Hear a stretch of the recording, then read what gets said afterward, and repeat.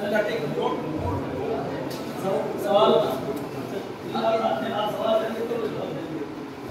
معاذرے کے ساتھ دونوں کر سکتے ہیں. یہ معاذرہ ہو جائے بسم اللہ الحمدللہ والصلاۃ والسلام علی رسول اللہ. صدر دعوت مہمان خصوصی معزز اساتذہ کرام اندر ایمانی جامعہ السلام علیکم ورحمۃ اللہ وبرکاتہ.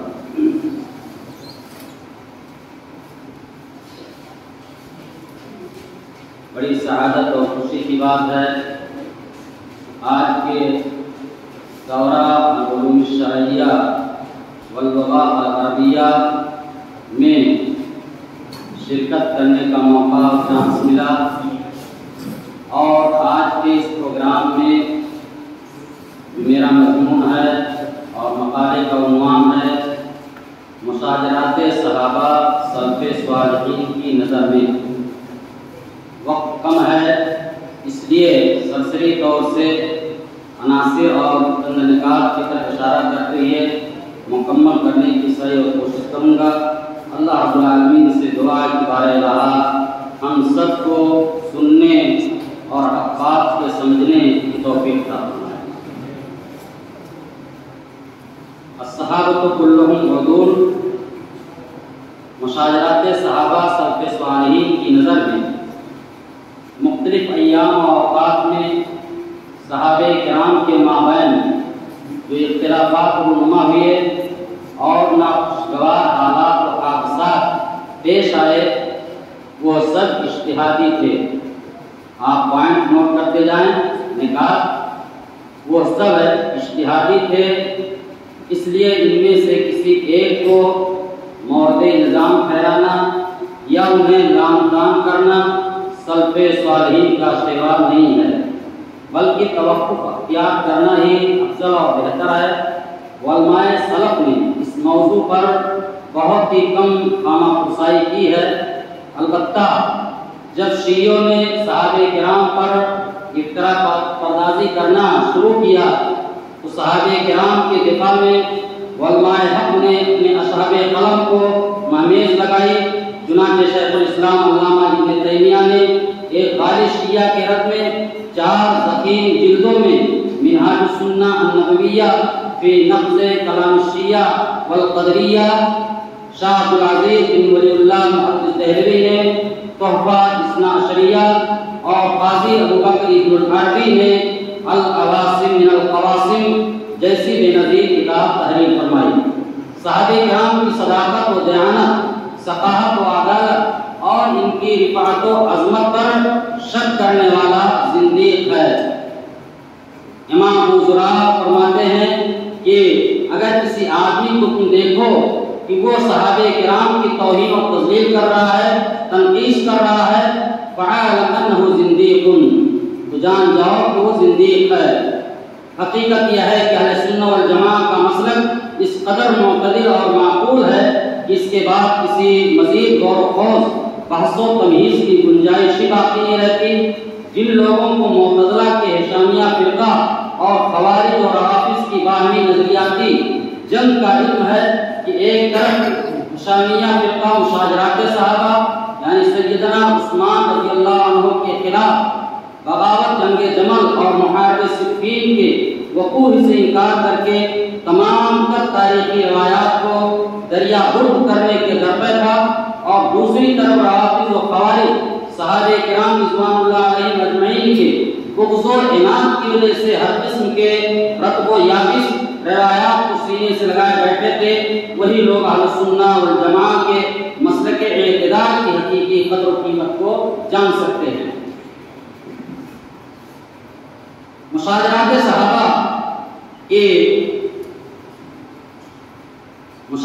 صحابہ کے بارے میں بنیادی طور پر 3 امور بحث طلب ہیں.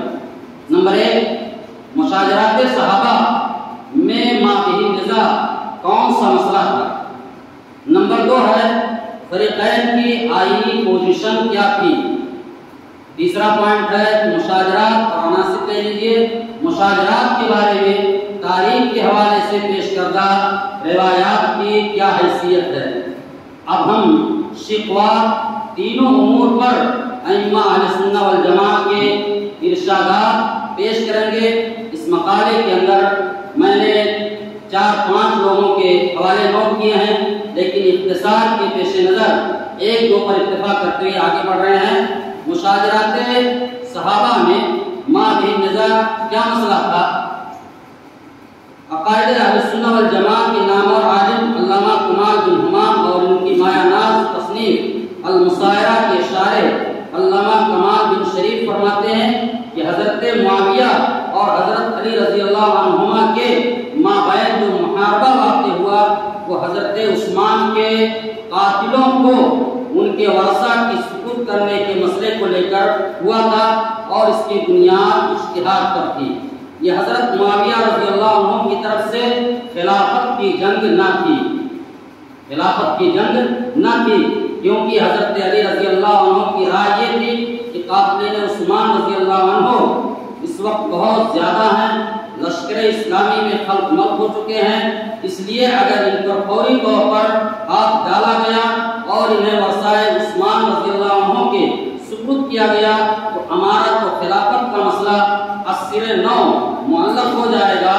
اس واسطے حضرت علی رضی اللہ عنہ اس سپردگی میں اس وقت تک مہلت اور تاخیر چاہتے تھے جب تک انہیں نظم و نسق پر پورا کنٹرول حاصل نہ ہو جاتا۔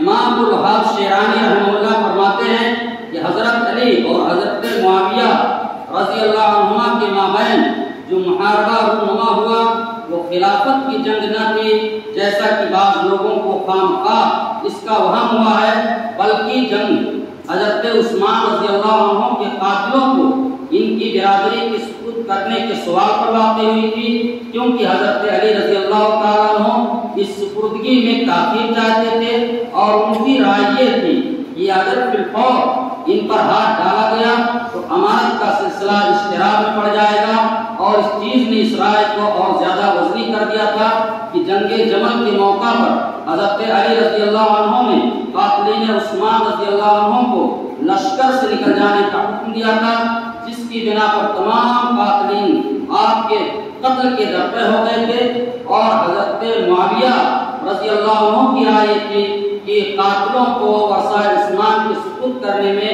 کسی قسم کی تاخیر نہیں ہونی چاہیے تاکہ ورثہ جلد از جلد حضرت عثمان رضی اللہ عنہ کا قصاص لے سکیں۔ پس حضرت علی اور حضرت معاویہ رضی اللہ عنہما دونوں اپنے اپنے اجتہاد پر معذور ہیں اور ان کی باہمی جنگ سے یہی مراد ہے۔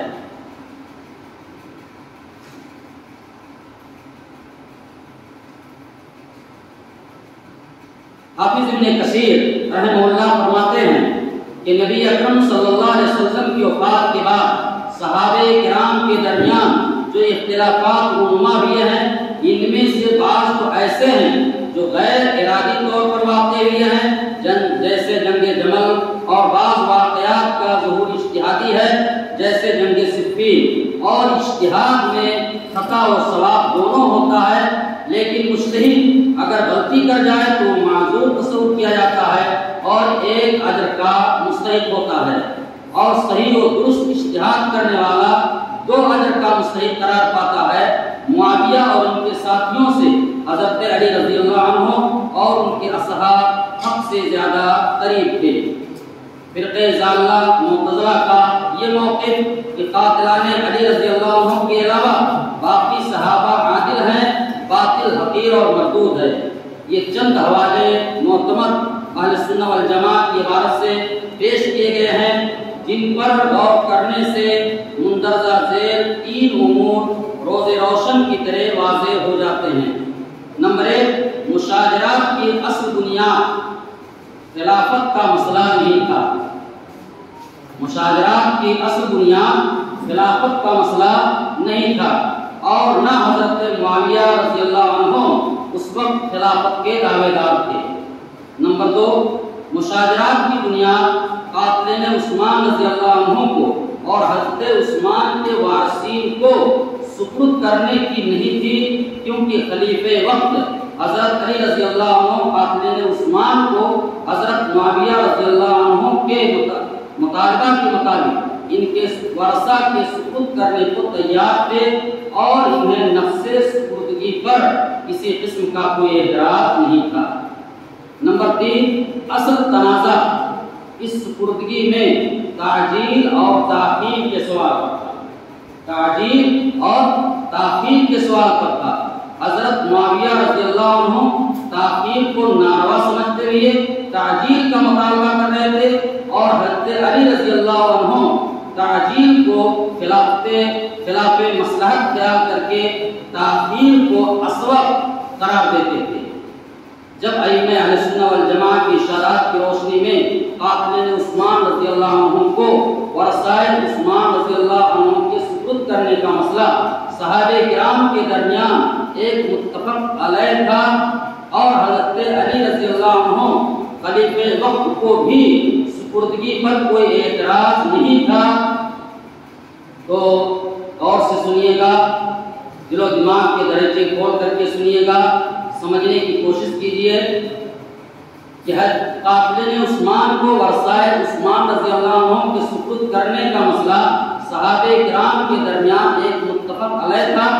حضرت علی رضی اللہ عنہ خلیفہ وقت کو بھی سپردگی پر کوئی اعتراض نہیں تھا، تو ایسی صورت میں مولانا مودودی رحمہ اللہ کی طرف سے حضرت معاویہ رضی اللہ عنہ کے اس مطالبہ کو بدرجہ غیر آئینی جاہلیت کے قبائلی نظام سے اشبہ اور غیر اسلامی مطالبہ قرار دینے کے لیے اپنی مایہ ناز تصنیف خلافت و ملوکیت کے بیشتر صفحات سیاہ کر دینے کا کوئی جواز باقی نہیں رہ جاتا۔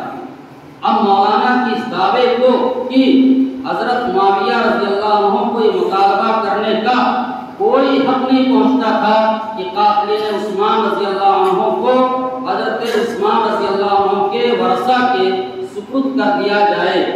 اگر ان کے یعنی مودودی صاحب اگر ان کے یعنی مودودی ٹولہ کے ہاں کوئی وقات حاصل ہو تو ہو، بہرحال اہل سنہ والجماعت کی اکثریت ان کے اس دعوے کو ماننے کے لیے قطعاً تیار نہیں، کیونکہ جو مطالبہ تمام صحابہ کا متفق علیہ ہے اور خلافت راشدہ کے منصب جلیلہ پر فائز سیدنا علی رضی اللہ عنہ بھی نفس مطالبہ کو ماننے کے لیے ہے، تو اس مطالبہ کو غیر آئینی اور جاہلیت کے قبائلی نظام سے اشبہ قرار دینے کی جرات مودودی صاحب کے سوا اور کون کر سکتا ہے؟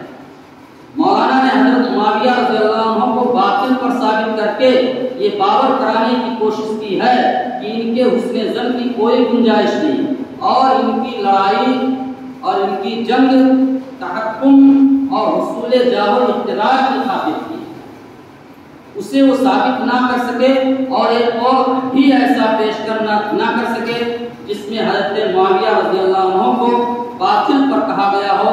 مولانا کا نقطۂ نظر اہل سنہ والجماعہ کے متعلقہ عقیدے سے اکثر مختلف ہے۔ الغرض مشاجرات صحابہ میں ما بھی نزاع نہ تو خلافت کا مسئلہ تھا جیسا کہ آپ سن چکے ہیں اور بعض لوگوں کو خام خواہش کا وہم ہوا ہے، اور نہ حضرت عثمان کے قاتلوں کو ان کے ورثہ کے سپرد کرنے کا سوال تھا جیسا کہ مجدد سبائیت مودودی صاحب نے خلافت و ملوکیت میں تحقیق انیق فرمائی ہے، کیونکہ یہ مطالبہ متفق علیہ تھا اور ائمہ عقائد کی تمام کتابوں میں ما بھی نزاع صرف تاخیر تسلیم اور استعجال تسلیم کو قرار دیا گیا ہے، جس کا واضح مطلب یہ ہے کہ نفس تسلیم میں اختلاف نہیں تھا بلکہ تعجیل اور تاخیر میں اور سپردگی کے وقت میں اختلاف تھا۔ قصاص کا مسئلہ قرآن عزیز کا منصوص مسئلہ ہے، بھلا حضرت علی رضی اللہ عنہ اور دیگر کسی صحابی رسول کو اس سے کیسے انکار ہو سکتا ہے؟ اختلاف رائے صرف یہ تھا کہ فی الحال ان قاتلوں کو حضرت عثمان کے وارثوں کو سپرد کر دیا جائے یا مصلحتاً کچھ عرصہ بعد جبکہ امر خلافت مضبوط ہو جائے۔ فریقین کی آئینی پوزیشن دوسرا عنصر ہے اس موضوع کا، فریقین کی آئینی پوزیشن۔ جب بات اتنی واضح ہو گئی کہ ماں بہن نزاع صرف قاتلین عثمان رضی اللہ عنہ کی سپردگی میں تعجیل اور تاخیر کا معاملہ تھا، تو اب ہم ائمہ کرام کی ارشادات کی روشنی میں یہ دیکھنا ہے کہ ان دونوں فریقوں کی حیثیت کیا تھی۔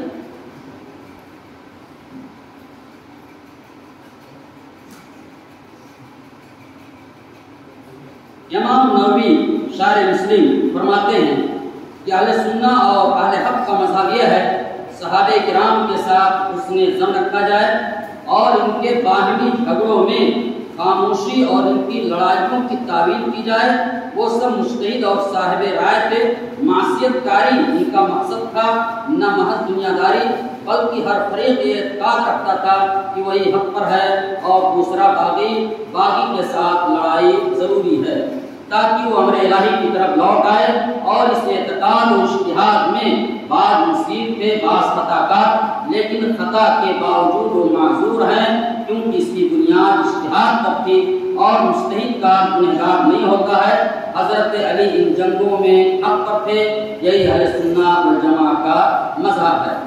اور بھی حافظ ابن کثیر رحمہ اللہ اور اسی طرح سے علامہ ابن تیمیہ تعریف فرماتے ہیں کہ حضرت علی آخر میں حضرت معاویہ سے صلح کے خواہاں تھے۔ حضرت علی نے اپنے فعل پر ندامت کا اظہار کیا اور حضرت حسن سے کہا تیرے باپ کو یہ گمان بھی نہ تھا کہ معاملہ اس حد تک پہنچ جائے گا، کاش تیرا باپ آج سے 20 سال قبل مر گیا ہوگا۔ منہاج السنہ الجزء الثالث کا 18۔ حضرت علی کی شہادت کے بعد حضرت حسن کی طرف انتقال خلافت ہو گیا۔ حضرت معاویہ نے ان کو صلح کی پیشکش کی۔ حضرت حسن پہلے ہی اس کے خواہاں تھے، انہوں نے کچھ مراعات طلب کی، حضرت معاویہ نے منظور کر لی۔ حضرت حسن سے دستبردار ہو گئے۔ تمام مسلمانوں نے حضرت حسن کے اس ایثار اور صلح پسندی کی تحسین کی۔ خود رسول اکرم صلی اللہ علیہ وسلم نے ان کی اس فعل کی تحسین فرمائی تھی۔ حضرت معاویہ متفقہ طور پر خلیفہ منتخب ہو گئے۔ حضرت عثمان کی شہادت سے لے کر اب تک ملک میں جو انتشار افتراق برپا تھا، اس کے بعد ایک لفظ ختم ہو کر دوبارہ اتفاق و اتحاد پیدا ہو گیا۔ اس خوشی میں اس سال کا نام ہی عام الجماعہ رکھ دیا گیا۔ عام الجماعہ کے تعلق سے حافظ ابن کثیر نے لکھا ہے کہ تمام اقالیم اور آفاق میں حضرت معاویہ پر اتفاق ہو گیا۔ مشرق و مغرب، دور اور قریب کے تمام ممالک میں ان کی خلافت کی توثیق ہو گئی اور اس سال کا نام عام الجماعہ رکھا گیا کیونکہ تفرقے کے بعد ایک خلیفہ بھی پھر دوبارہ تمام مسلمان جمع اور متفق ہو گئے تھے۔ نبی اکرم صلی اللہ علیہ وسلم کا ارشاد گرامی ان ابنی ھذا سید سیصلح اللہ بین فئتین عظیمتین من المسلمین، بے شک میرا بیٹا سردار ہے، اللہ تعالیٰ اس کے ذریعہ مسلمانوں کے دو بڑے گروہوں کے درمیان صلح کرائے گا۔ عام الجماعہ کے تعلق سے اور صحابہ کرام کی عدالت کے تعلق سے کہ الصحابہ کلہم عدول کے تحت سب کے سب عادل ہیں، ہمارا اور آپ کو اس پر ایمان یقین ہونا چاہیے۔ روافض کا یہ کہنا کہ 17 صحابہ کے علاوہ سب کافر ہو گئے تھے، یہ ان کی جہالت قلت فہم پر دلالت کرتی ہے اور یہ ان کا ایسا دعویٰ ہے جو دلیل و برہان سے عاری ہے اور ان کے سب ذہن کی صرف فاسد رائے اور بکواس و ناقابل انتفاق قول ہے۔ کتاب و سنت کے دلائل اور ان کی اس موقف کے خلاف جو روز روشن کی طرح آیا اور مشہور ہیں۔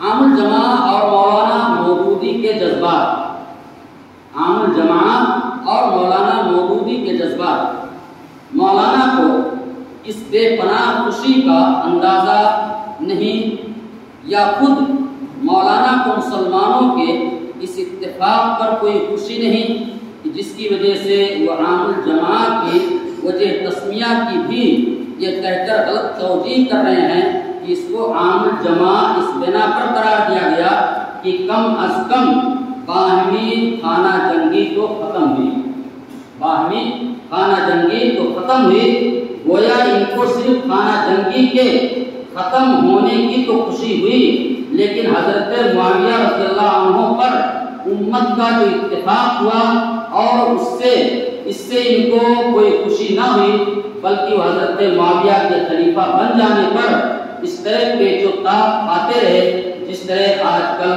بعض لوگ کھا رہے ہیں۔ خلافت و ملوکیت کی تاریخی اور شرعی حیثیت صفحہ 443۔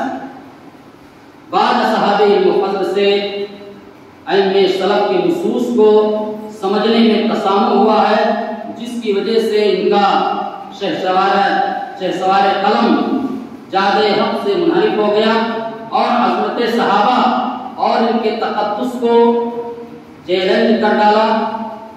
برسبیل مثال جماعت اسلامی کے بانی و مؤسس مولانا سید الاعلیٰ مودودی رحمہ اللہ، جن کی علمی و عبقری شخصیت محتاج تعارف نہیں ہے، میں ان کے علم و فضل کا معترف ہوں، تاہم ان کی مشہور و بدنام زمانہ کتاب خلافت و ملوکیت کے بعض مشمولات و محتویات کو علماء دین نے قبول نہیں کیا ہے، بلکہ شیخ محترم حافظ صلاح الدین یوسف نے اپنی بے نظیر کتاب خلافت و ملوکیت کی تاریخی و شرعی حیثیت میں ان کے تاریخی و علمی غلطیوں کا پوسٹ مارٹم کیا ہے، جو پڑھنے سے تعلق رکھتا ہے۔ حافظ صلاح الدین یوسف رحمہ اللہ، اللہ رب العالمین جنت الفردوس عطا فرمائے، رحمہ اللہ لکھتے ہیں مولانا مودودی صاحب نے حضرت عثمان، حضرت عمر بن عاص، حضرت مغیرہ بن شعبہ، حضرت معاویہ، حضرت عائشہ، حضرت طلحہ، حضرت زبیر رضوان اللہ علیہم اجمعین کے کردار کو جس طرح مسخ کر کے پیش کیا ہے وہ الگ ایک دل خراش داستان ہے۔ مولانا کی اس نقطۂ نظر اور طرز عمل کے جو نتائج نکل سکتے ہیں اور نکل رہے ہیں وہ درج ذیل ہے۔ آخری کڑی صحابہ کرام کی ردائے تقدس و عظمت تار تار ہو گئی، عقیدت و حسن ظن کی جگہ نفرت و سوء ظن نے لے لی۔ دوسرے لفظوں میں یوں بھی کہہ سکتے ہیں کہ رفض و تشیع کو ایک مضبوط بنیاد فراہم ہو گئی ہے، ایک مضبوط بنیاد فراہم ہو گئی ہے۔ اب یہ ڈیوٹی صرف شیعوں ہی کی نہیں رہ گئی، وہ صحابہ کرام کو برا بھلا کہیں، اہل سنت میں سے بھی اب ہر کہو ماں حضرت معاویہ وغیرہ پر اس طرح تنقید کرنے لگا ہے جیسے وہ ایک عام انسان تھے، جیسے وہ ایک عام انسان تھے جن میں خوبی کوئی کچھ نہ تھی، البتہ برائیوں کا وہ مجموعہ تھے۔ صحابہ کرام کی اس کردار میں جسے قرآن و حدیث نے بیان کیا ہے اور اس کردار میں جسے مولانا نے اپنی ذہانت اور قوت تخلیق سے پیکر وجود عطا کیا ہے، تطبیق ناممکن ہو گئی ہے۔ ایک کو صحیح ماننے کی صورت میں لازماً دوسرے کی تکذیب کرنی پڑتی ہے، بیک وقت دونوں کی صحت کو ثابت نہیں کیا جا سکتا۔ مشاجرات صحابہ کے بارے میں روایات کی چھان بین کیے بغیر انہیں اس انداز سے ذکر کرنا جس طرح خلافت و ملوکیت میں کیا گیا ہے، جس سے واضح طور پر صحابہ کرام کا استحقاق اور ان کی تنقیص ہوتی ہے، علماء اہل سنت والجماعہ نے اس سے سختی کے ساتھ روکا ہے اور اسے حرام قرار دیا ہے۔ یہ مشاجرات صحابہ کے تعلق سے نہایت اختصار کے ساتھ آپ کے سامنے پیش کیا گیا ہے اور اس کے 3 پوائنٹ پر گفتگو کی گئی ہے کہ ماں بھی نزا کیا تھا، اور پھر قاتلین عثمان کے تعلق سے حضرت علی اور حضرت معاویہ کے درمیان جو اختلاف پیدا ہوا وہ کس چیز کی بنیاد پر اختلاف ہوا، خلافت کا مسئلہ تھا یا حضرت عثمان کے قاتلوں کے قصاص کا مسئلہ تھا۔ یہ مشاجرات صحابہ کے بارے میں علماء سلف کا نظریہ ہے کہ خاموشی اختیار کرنی چاہیے، بہت زیادہ اس کے اندر گھسنا نہیں چاہیے، لیکن جہاں اگر حملہ ہو رہا ہے تو اس کی دفاع کرنی چاہیے۔ اس سلسلے میں شروع ہی میں نے 2-3 کتابوں کا نام بتایا ہے۔ اب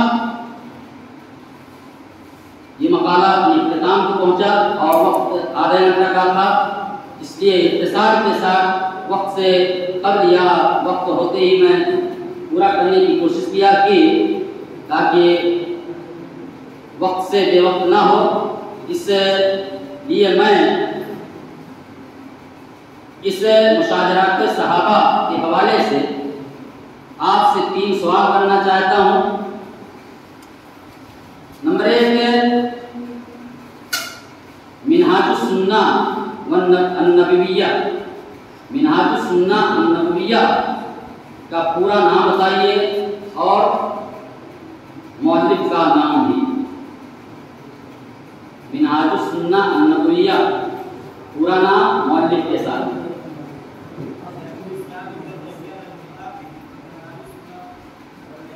آگے آئیے۔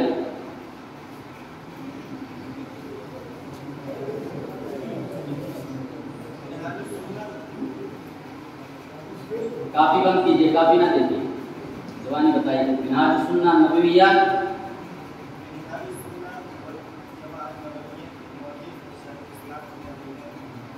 پورا نام منہاج السنہ والنبویہ کا۔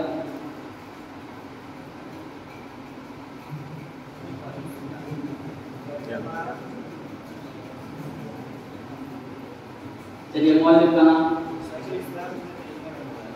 شیخ الاسلام ابن تیمیہ رحمہ اللہ۔ صحیح، نام لکھ لیں شیخ۔ شاہد آزاد۔ مشاجرات صحابہ کے تعلق سے حضرت علی اور حضرت معاویہ رضی اللہ عنہم کے مابین باہمی جنگ کس بات پر تھی؟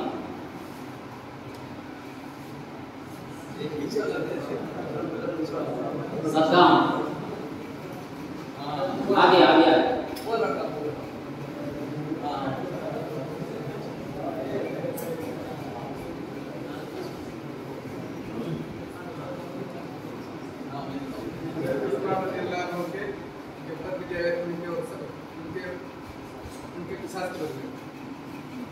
حضرت علی اور حضرت معاویہ کے مابین باہمی جنگ کس بات پر تھی؟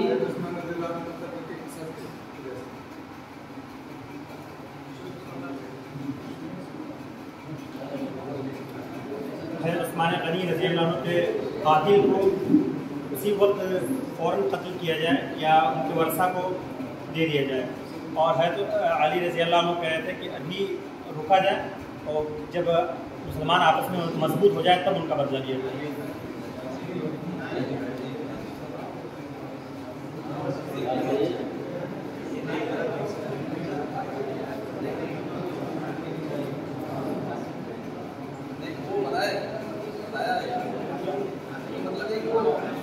تقدیم و تاخیر کے تعلق سے لڑائی۔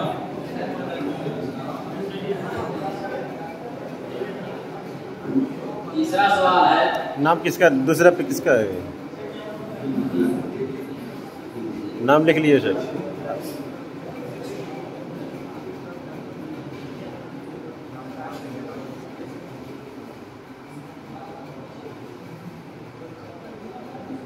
حضرت علامہ مودودی رحمہ اللہ نے حضرت معاویہ کی لڑائی یا جنگ کس چیز پر محمول کر رہے ہیں؟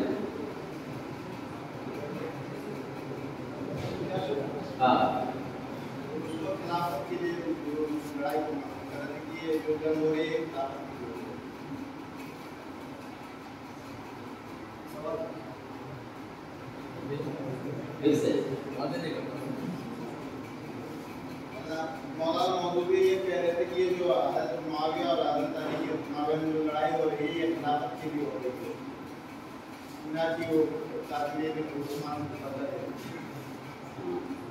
جی اشفاق سلیم۔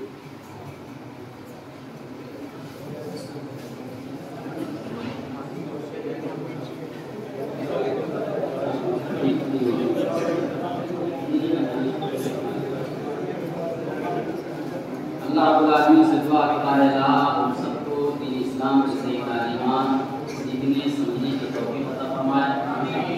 और इस किताब के हवाले से आप सबका ये गुज़ार करना चाहता हूँ कि अल्लामा मौदूदी को पहचानिए, जमात इस्लामी को पहचानिए, खिलाफत मुल्कियत की शरई हैसियत क्या है उसको पढ़ने की कोशिश कीजिए और समझने की कोशिश कीजिए और किताब सुन्नत की सही तालीमात क्या है, इनका नज़रिया क्या है, ये बेहद ज़रूरी है कि आप समझें।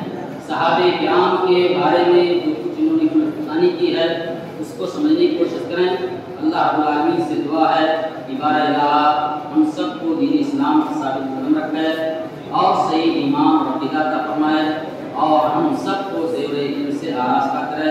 सल्लल्लाहु अलैहि व सल्लम मुहम्मद व अला आलिहि व अस्हाबिहि अजमईन। अस्सलामु अलैकुम व रहमतुल्लाहि व बरकातुहू।